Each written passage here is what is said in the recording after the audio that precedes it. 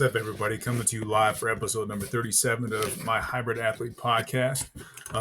Welcome, everyone. I think this is like the last podcast that I'm doing pretty much for July. So it's been kind of like a stretch of about 4 or 5 episodes where I'm kind of digging into, I guess maybe the best way to summarize like the summer of these or the spring into the summer of my channel has been just kind of like settling into kind of finishing up my bulk, tracking my body weight increase from like 182 when I finished my marathon to pretty much at this point I'm basically 208 at my heaviest, around 204, 205. Let's say 206, just to be fair, because my weight fluctuates, but it's definitely fluctuating on an upward trend, which was the goal. I feel like I'm getting to a spot now. This episode, I'm kind of going to dig into like kind of setting like a firm start date for my cut, how long the cut's going to last, what kind of like micromanaging, what kind of details like I've kind of adopted or learned the last time I did cut. I rarely do, just because like I'm not a bodybuilder. I'm just kind of like obviously a very active lifter. I've focused on strength, I've focused on high volume hypertrophy training, but at this point, I feel satisfied that I'm going to kind of get into, like why I'm deciding to start a cut now, what the challenges I can anticipate being, what type of like issues I've, basically dealt with in the last couple months, like finishing this lean bulk, what worked for me, just kind of like I guess a recap for anyone who's like considering doing this or who wants to, kind of improve the quality, kind of their physique, while kind of like trying to maintain strength. So I think my main gain strategy, so to speak, these last couple of months has been pretty good. I've seen some really good progress in my back. I'm gonna throw a back shot up here of me, basically a little bit thicker. I feel good. Like I'm kind of getting that posterior chain. I'm kind of getting a little bit wider. I'm doing more like barbell rows, more like seated cable rows. Really digging into kind of the full stretch and then squeeze at the top. So I've done an episode on kind of like the high-low, kind of like the model, I guess like the prototype that I like to use for like building my major muscle groups. I'm not going to get into that today. But I've kind of gone over like HIIT training too. Like I had some really good boxing sessions lately. Just kind of got into like body control, throwing your hands, kind of staying loose in your upper body when you're trying to, throw a quick jab and throw a punch. And it's nice because like weightlifting is kind of like firm and just like rigid, where you like want to control the weight, squeeze, control the weight on every part of the movement, you want to be flexible, obviously, with your entire movement, but apart from range of motion, like you don't really want to be like moving around too much. It's just kind of rigid, like isolate the muscle for the most part. So boxing's different. It keeps me athletic. It keeps me kind of like, prime just for like doing any type of training that I want, whether I'm doing more sprints or whether I'm doing like, bike sprints or like just a kind of a variation of running, if it's like, stop and go sprinting or like, just like steady state cardio, whatever it is. Boxing gets thrown in there, and it's kind of like a nice, sometimes it kind of shocks the system to where I think I went over this a couple of weeks ago where, I focus on like a nice boxing session, 5 or 6 rounds of hitting the bag, technique into power back to technique.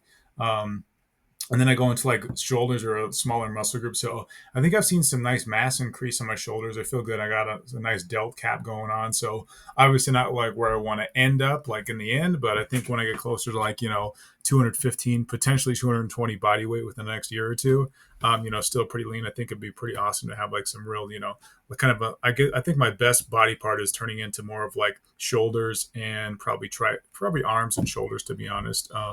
Triceps are strong.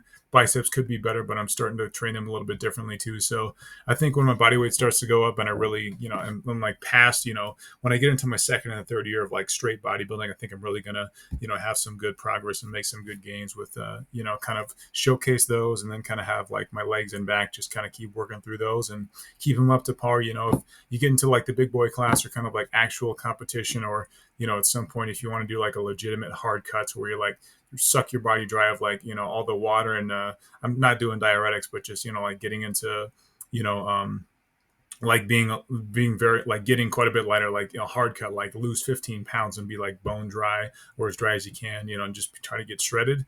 I don't want too much strength to go away. So if I do get to that point, I think I'm still going to preserve like my upper body mass in a way to where my back's still wider, my shoulders are broader, like they accentuate kind of my upper body, and I still have a decent chest and stuff. So When we get to that point, it's going to be interesting. But I mean, it sucks like having a hard diet. I mean, I haven't done like a legitimate tough like hard diet like that to where you're fucking starving yourself. Like there's guys that just eat like fish and vegetables like broccoli or something, and it's like 1,500 calories. You hate your life. Like I saw a video of Samson Dowda, the reigning in Olympia, and think about this. He's a guy that weighs like 300 pounds on stage, like shredded and lean, and he was eating like 3 whole eggs and a cup of coffee for breakfast, and each meal was like almost that small. So he's literally eating like roughly probably less than 2,000 calories a day for like 4 to 6 weeks, I think, or at least three to 4 weeks. So his body's like in starvation mode almost for like that long, and he's still massive. So those guys are like elite, but I want to be in the class of like when I lose weight or when I go on a legitimate cut, I don't look like I just ran a marathon. I don't look like I'm, like just skinny and just that flat frame that's like, this guy doesn't really have any mass on him. So I think I've gotten that past that point, thank God, of like, if I do cut, I'm not going to look super like deteriorated or like, depleted. So, but we'll see how this first cut goes. So what I wanted to do is I wanted to kind of dig into like the kind of the ins and outs of like what my plans are for like detailing kind of my week to week approach. Where's my starting point? Like how much of a calorie deficit do I do to begin with? I'm gonna kind of like treat it like a ball rolling down the hill type thing, to where I don't want to like cut too quickly because I don't want to lose all my energy. I don't want to lose a pump at the gym. I have a really good understanding of like where my caloric maintenance is, meaning how many calories should I eat to like keep the same body weight. How many calories should I eat to increase my body weight by like 1 to 2 pounds a month. I've pretty much been kind of comfortably doing that for the last year to 15 months. So that's one section of it. The other section is going to be like just managing my training. I think what I'm going to do is I'm going to like do less cardio and then try to keep kind of like drive all my energy into the workouts because I'm eating fewer calories. But I think my workouts alone are going to keep me lean enough. Obviously, I'm already pretty lean, without I do have some stubborn belly fat that's kind of like accumulated, and it's not ideal. I mean, it doesn't feel that good that I have this much body, belly fat just because I'm, weigh 206, 207, 208 right now. But I think that'll go away pretty quick once I get into this cut. But I think that's hopefully that makes sense. It's just going to be kind of like a start out maybe with 300 to 400 calorie deficit on a daily basis. And to me, like my maintenance is around 4,000, maybe 38, probably 3,700 to 3,900. Let's just to be fair, just caloric maintenance. So I've been consuming about 4,500 calories a day, 44 to 4,500 calories a day to continue to, slowly gain weight through this process and focusing on quality of training. I've done an episode on kind of like, a carb cycling, like 5-2 carb cycling, legged and back days. I consume plenty of calories, maybe on an off day or something. I do a 20-hour intermittent fast here or there just to kind of like burn some body fat and keep myself as lean as I can as a lean bulk. So, but at this point, it's going to be more of like, okay, let's start at that 3,400 calorie range, 3,400, 3 to 400 calorie deficit. See how much weight I lose in the first week, maybe the first 10 days to be fair. So I think if I lose at least 2 pounds and 1 to 2 pounds, maybe 3 pounds in the first 10 days to 2 week range. I think if I lose like 3 pounds a week for the next 4 to 6 weeks, that's kind of going to be the sweet spot. And I anticipate my weight loss slowing as I get to like kind of where my homeostasis was when I was like being a true hybrid athlete and running and lifting a lot.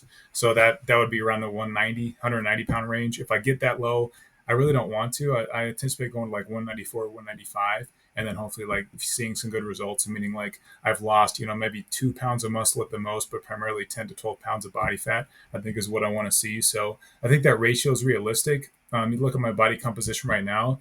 I've never done one of those DEXA scans, but I'm pretty confident that my body fat range is between like 13 to 15% right now. So I think my body fat percentage might go down to like 11 or 12%. I might have a six pack. I might not have. I've only had a six pack a couple times, and it was when I was like doing Ironman and like really like 180 pounds. So like I had really didn't have much muscle to maintain. But at this point, like it's going to be that's what it's going to look like. It's going to be like go down to 3,400 calories.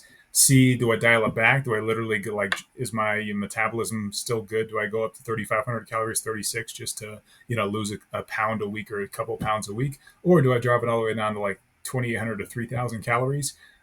Tad bit more extreme, but we'll see. I mean, again, I'm still prioritizing strength and functionality and like quality of workouts. Like I'm in no rush. I mean, I've done it the right way. Like I'm in more of a rush to like be stronger and like perform better in the gym than I am to look as good as like to look really shredded or look really lean. If my quality of my workouts are gonna fall, I'm not advanced enough yet to like lose lose 20 pounds in 2 months and still feel like I'm strong and I've like have my shape and stuff. I think my shape is still fragile, so to speak, if that makes sense. Like I haven't maintained this mass. I haven't been above 200 pounds long enough in my life.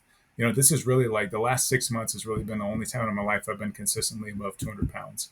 That's kind of a stretch. I mean, realistically, I've probably been maybe 4 months. I've been legitimately above 200.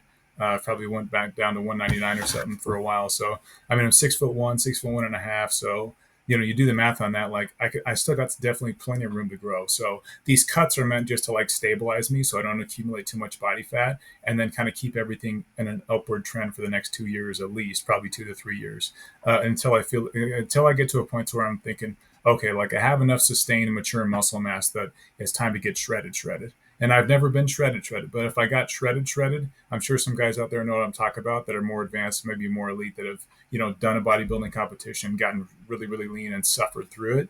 I'm not going to suffer on this cut. It's just going to be like, hey, just be consistent, be diligent, make sure you track these changes, make sure you manage your caloric intake for 2 months so that you see that weight loss occur. You can got to get a sense and get a gauge. This is almost like the guinea pig trial run of like, okay, what does a cut look like for me? I'm a guy that's, I just gave you my weight and my height, right? So if I lose 12 pounds at this frame, what do I look like 12 pounds down? And how quickly does my strength recover?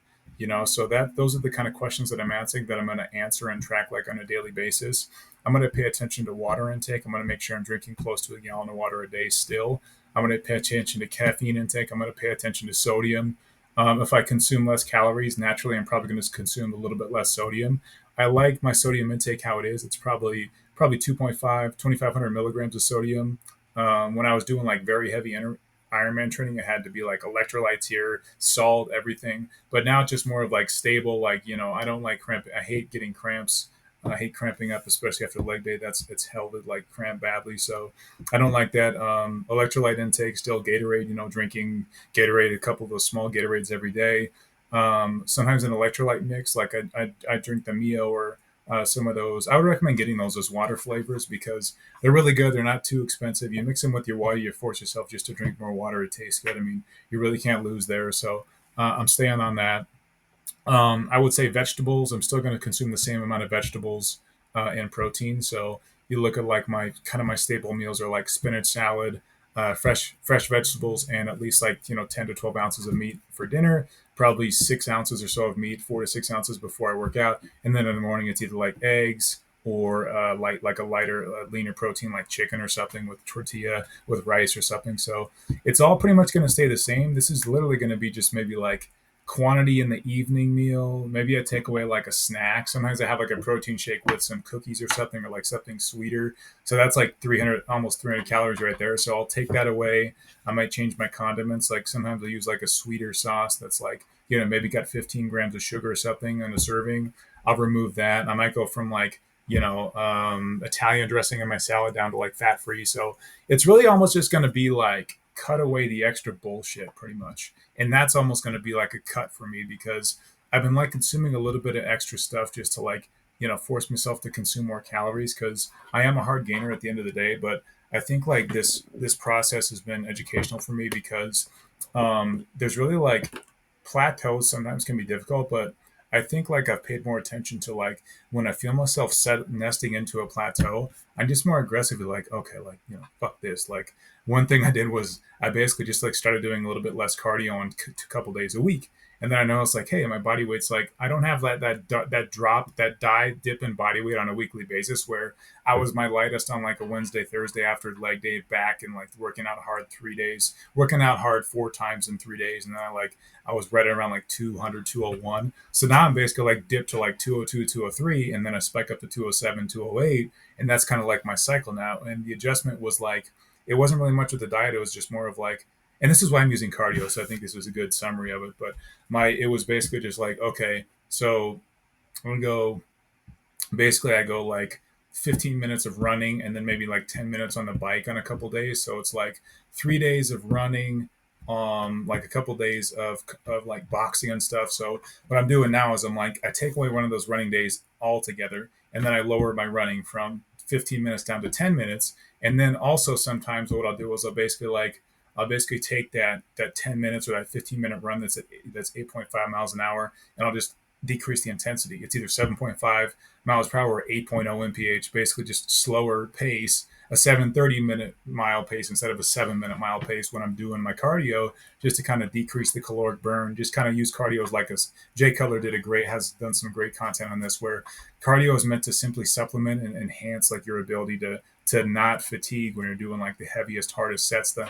most intense volume where it's like heavy and you're trying to push high volume. So that's like the Randy Coleman, Jay Cutler, like champion mindset of training is like, you're going to get tired, but, pushing through that fatigue and keeping the weight heavy, keeping your form, trying not to, approach form failure too. Like that's like the mindset of a champion, I think, when it comes to weightlifting. So I think I got a good plan set out. I hope that makes sense. And I think like anyone that's really like looking to, like become more advanced, you really have to pay attention to this stuff.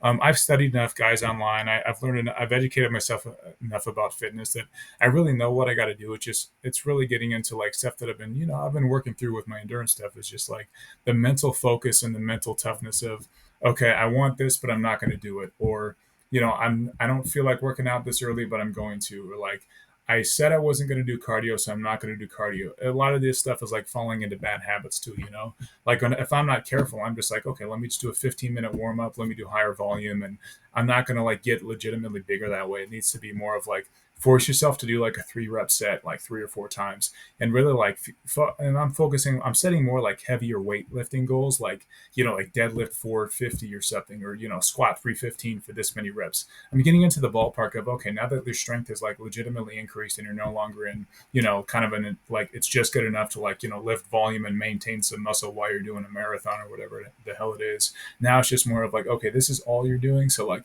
really dig into it and really understand like, where can you kind of like fight that complacent mindset of, okay, this is good, and like I feel like I'm accomplished just because I worked hard and it was challenging. That's great. That's one thing. But I've gone through this a couple times in the last 10 or 15 episodes of this podcast. Is like, and now it needs to get in the mindset of, okay, like you've done something that's like specifically challenging, but how do you make that 5% better, 3 to 5% better every week? And if you focus on that, you're really going to like, there Dorian Yates he's basically documented like on pen and paper every one of his workouts for like his 10-15 year career, which is incredible. Someone that's that dialed in, that advanced, because you really can like fine tune it to where like you focus on like a 5 pound difference or a rep difference, like every week. Just focus on one of your sets, one of your exercises, and you can really like gain a mental advantage of, okay, like shit, this is like going my way now. And you kind of get that momentum, that feedback loop of, okay, I'm explicitly seeing like progress and gains and changes. So I'm motivated to come back. Because we've all been there to where like you're working out for like a whole month. And then if you don't see progress, a lot of people that are beginning intermediate, they're just going to quit. They're not going to really care about it anymore. They might just say, well, what's the point? I haven't seen any physical changes, or I'm not really getting better. So it just kind of falls into that same loop, that feedback loop of force yourself to like appreciate and receive those gains, even if they're small. Those small victories, they do a lot for your psyche. So I'm going to drop a few more maybe pics or clips or something of me kind of doing this, going through this bulk and like, finishing up my lean bulk and stuff and getting to, 208. I think 208 is fair. I'm probably going to be, I still have like a full week or like 6 days before I start the cut, I think. So probably going to, like keep it there, stick it there, and, not do anything, major until that day, until I start on August 1st. So I might like, maybe post or like share a next episode about kind of my diet plans, like what exactly have I been eating.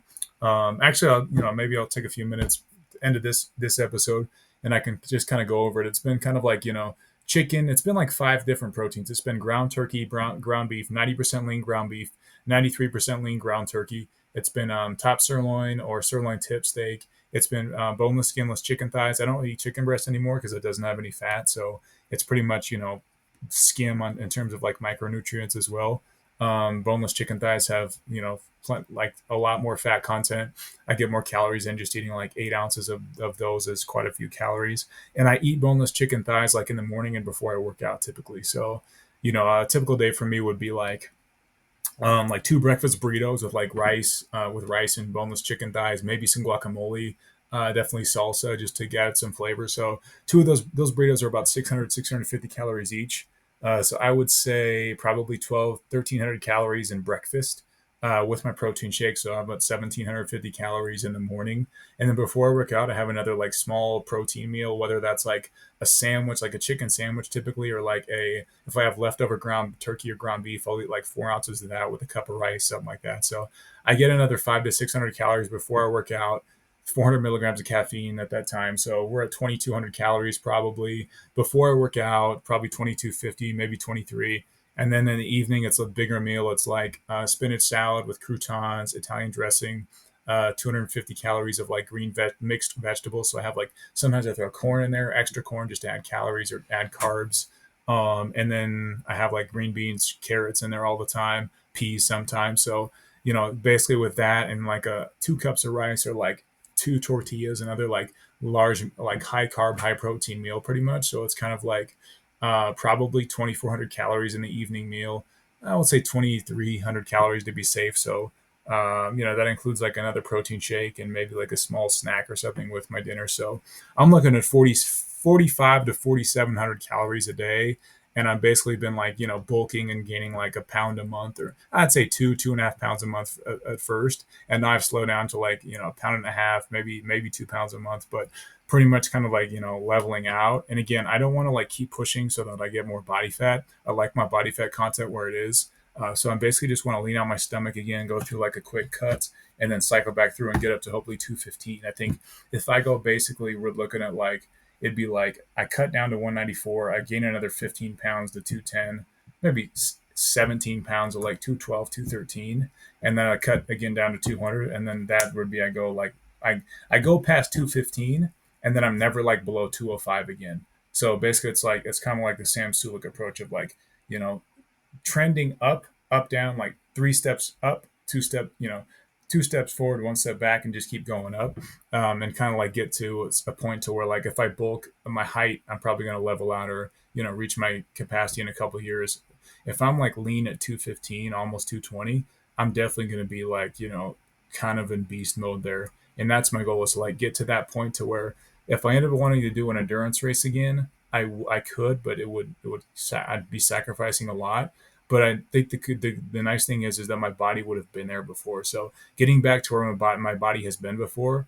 Those of you that know like you kind of like your body gets comfortable at a specific weight or a specific state, and pushing past that or like getting it out of its comfort zone is sometimes hard to do. But once you kind of manage that new level, that new expectation, it's really fun because you're kind of like breaking through plateaus, and then you're like into a new area of okay, now let's explore like what works best. Like how do I keep this, but also how do I like improve my like I said, I care most about performance and like kind of gym performance and like how good do I move the weight, how strong do I look, who do I feel, and I'm getting good pumps too for the most part. So this was a information packed episode, but I hope more people are starting to view my content.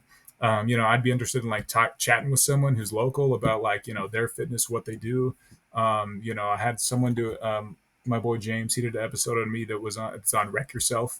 It's kind of a local Colorado channel where he broke down kind of my fitness. That was about 2 months after I finished my marathon, so I was a little bit smaller there. But yeah, I mean, good content. I hope people get something out of this. I mean, it's kind of a personalized one. I'm just going to talk about more stuff this summer and into the fall. And, I work from home, so it's nice. I can just get here, kind of clear my head, speak with you guys about, what's going on and my knowledge and share some of my insights and stuff. But I'll leave it at that. Everybody have a good week, and we'll talk to you next time.